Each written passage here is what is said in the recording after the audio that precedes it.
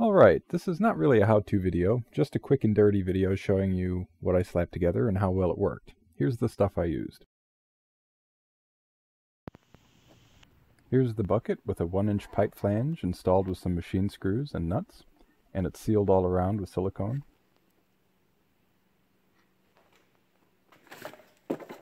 This is the cage that'll form an air passage and stop the foam from being sucked in by the compressor.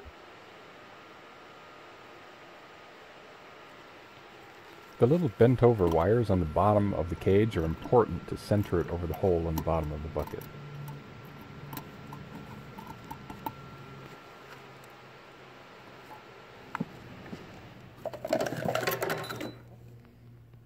The lid is pretty much the same setup as the bucket.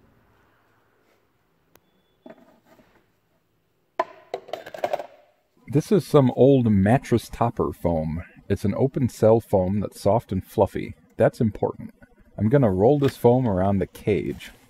Here I've got it stuffed halfway into the bucket so you can see what I'm doing.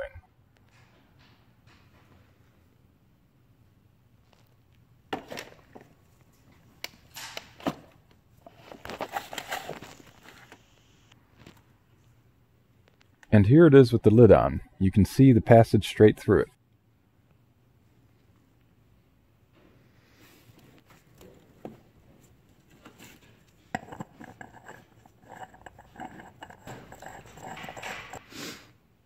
Here's the air compressor.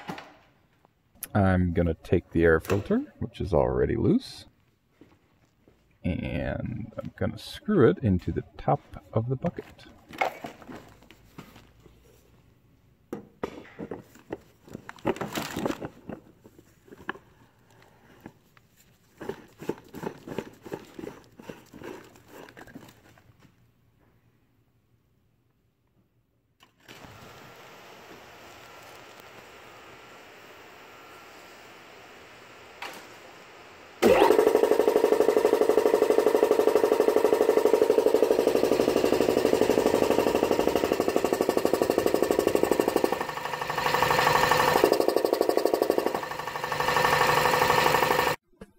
Okay, I'm going to stop right here and explain this.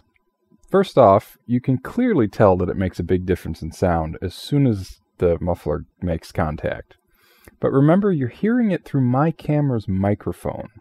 In person, it's an enormous difference. It silences the air movement completely. That putt-putt is completely gone, and because it's gone, you can actually discern the sound of the pistons and the reed valves slapping around. That's the leftover noise that you hear with the muffler on. It sounds a lot louder in the video than in person, and I'll play it again, and this time pay close attention to the volume level. As soon as the pipe makes contact, the volume drops very, very low, and then it rises back up again. This is my camera realizing that the maximum volume in the room is now lower, much lower, and after a short delay, it raises the volume of the video back up to compensate. Here, listen.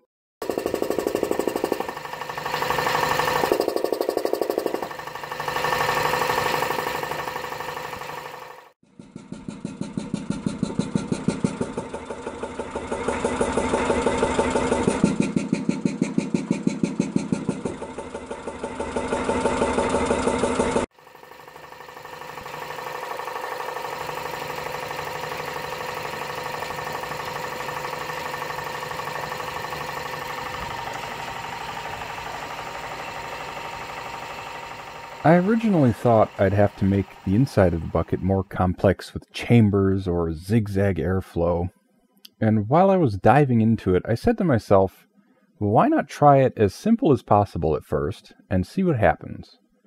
And maybe I'd make it more complex if I wasn't satisfied. But I am totally satisfied. I just put it on there and I really like this. It's staying on my air compressor. If I had to do this again though, or recommend something to you, I would definitely say cut a circular piece of 1/2-inch plywood and put it between the bucket bottom and the pipe flange. That'll give it some more support because mine is kind of flopping around because the bottom of the bucket is a very thin piece of plastic and doesn't offer much support. But other than that, turned out like way better than I expected. Also, you could probably get away with using a 1-gallon paint can. That would do the trick too. But yeah, I'm super satisfied, and hopefully you'll try this, and it'll work out great for you too. Hey, if you liked this video, don't forget to like this video. Consider subscribing, and thanks for watching.